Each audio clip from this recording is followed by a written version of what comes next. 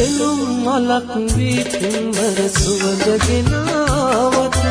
අහම් ඉන්න නම් බෑ ඉපරිදෙන කතාවක් හමු වෙන්නැති සංසාරේ දහස් වතාවක් අසුන් පතක ලියන්න හිත නිවන කතාවක් වලාකුළක සඳ වීරේ අහසේ බලා ඉඳ නිරන්තරු කැට ලෝතට ගන්න සිංහින තරම් පායු දෙසනේ හසට තුරුල්වි පිපුන් මලෙන් ආදරේ සුවඳ ගිලිහුණි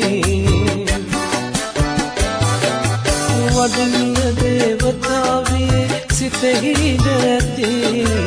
බලන්න රත්තරන් දැස ඔබට මල්ලිහිනි